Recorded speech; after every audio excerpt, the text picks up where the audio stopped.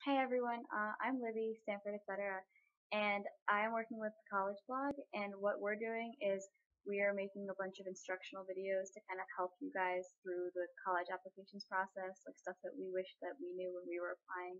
And basically what I'm going to be talking about today, since the Common App came out 2 days ago, I wanted to talk to you guys about early action and early decisions. So, as a lot of you know, I applied to Stanford under their restrictive early action policy, and I was admitted, and that's where I'm going to be going this fall. So, I thought I would share some tips that would have helped me when I was applying, or tips that I followed when I was applying, or yeah. You don't need to wait until November to get started. You can get started as soon as you want. And honestly, it's good to get started early because you can give essays to your English teacher or guidance counselor and ask for feedback, and you can like create a finalized college list earlier. And it's just like, I don't know, I would definitely recommend it. Um, it keeps you a lot more sane. You don't feel as overwhelmed, which is always a good thing. I'm pretty sure I spent like every day in the guidance office the first quarter of senior year, so that too. And yeah, like don't procrastinate. I know that should be like it's definitely easier said than done, but like you don't need to get started now if you don't want to, because I know like a lot of you are probably in denial that college applications are coming, because I definitely was. Um, but I would definitely give yourself like a month at least. I gave myself I gave myself around a month for Stanford. But Stanford had like a lot of supplements too. It had like 10 supplements or something crazy. Um, but yeah, I would just give yourself enough time. The stuff from the Common App you can do now is like the family tab and like personal information, because that stuff's not gonna change. If you need to like extra time for anything, sorry, my leg is falling asleep.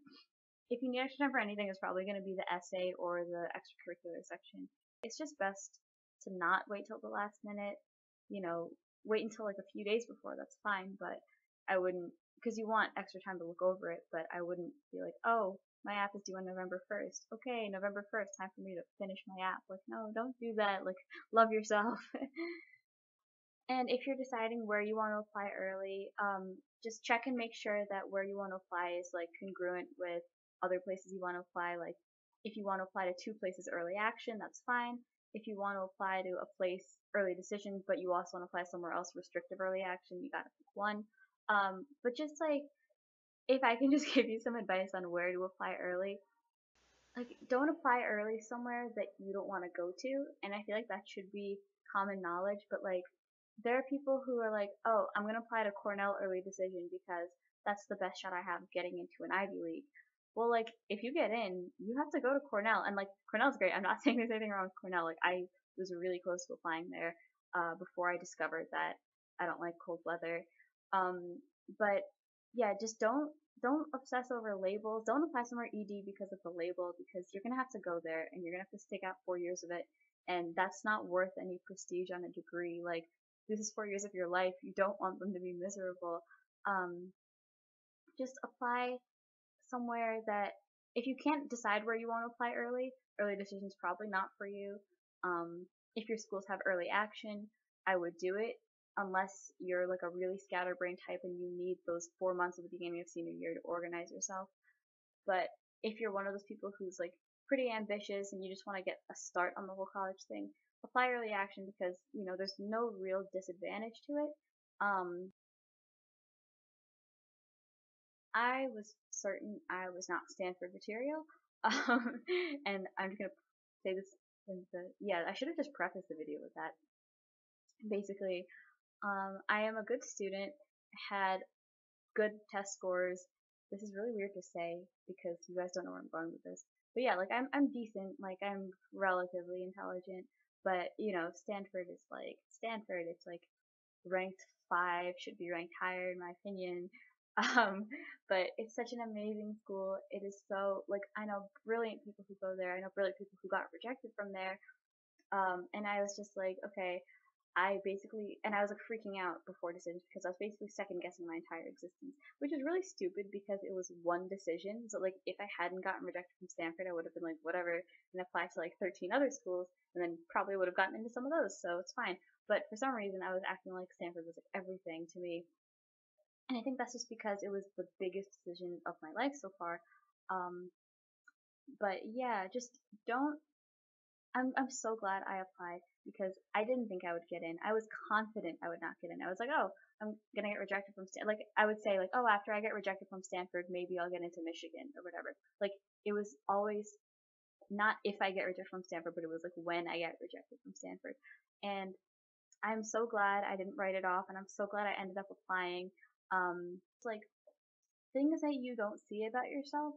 You don't know that like a school could see that and they're going to think it's amazing and they're going to think that you're amazing, and you should never underestimate yourself. And what I'm just trying to say is that just if you love a place, just apply there. If you love it more than any other place, apply early and show them how much you love them because you never know what could happen. Um, and it's honestly so amazing if you do get in. And then if you don't get in, it's the first decision, so like you have so many more left. Um, Basically, no college decision is the end of the world. And honestly, like I can say this as someone I got into like my favorite school in the entire world. It's I love it more every day, but I'm realizing now how unimportant the whole thing is. Like, I mean, I love Stanford, but I was so into prestige last year, and I was so into the name of where I was gonna go, and I was like, oh my God, I have to get into like a good school, and like, what is a good school? You know, you should never attach your self-worth to a college because the college doesn't know you, but you should be happy for all the things you accomplish, regardless of what happens. It feels great to get into your early college. It takes so much of the pressure off. Oh yeah, I didn't talk about that, but I mean, whatever. Like basically, if you get into your early college, like congratulations, and if it's early decision, you're basically done. Everyone in the whole world's gonna be jealous of you. Like people were pretty jealous of me too, and I wasn't done. Well, I mean, technically I was because that's where I'm going. Because I got rejected from every school or I got 2 rejections and 1 waitlist in the schools I applied to after Stanford. So I was like, wow, those applications were a waste of time because I ended up going to the same place I was going before. But I mean, I guess I'm glad for the experience or whatever. I was able to bond with other people who got rejected from Harvard and Yale, which is a large percentage of people, so it's fine. Whatever. Go Stanford. But I said that if you don't get into your early school, if you don't get into any school, it's the college's loss because I don't believe in soulmates. I think people are like jigsaw puzzles, and I think parts of you will fit with parts of another person, and other parts of you will fit with other parts of those people. And I think the same thing with colleges. I think if a college rejects you, I think you bounce back, you fall in love with somewhere else, you fall in love with college as a concept, not a brand name. You fall in love with architecture, meal plans, and dorm decorations, and all these things that are going to stay constant from school to school because this is your future. This is about you. You do as much as you can and you do your best, but realize that you have a limited amount of power in this process. It takes 2 people, 2 sides to make this decision. And as much as I wish that I could just be like, I want to go to that college, and then I would just go there, it's not like that. Um, you do what you do and they do what they do, and sometimes it matches up and sometimes it doesn't. There's nothing you can do about it. You just have to accept it. You have to stay sane. You have to keep your head. This is happening to everybody else. I know it feels like you're the only one who feels this way, but you're not. And you just have to let time figure out the rest, and you have to trust that you will get where you need to go.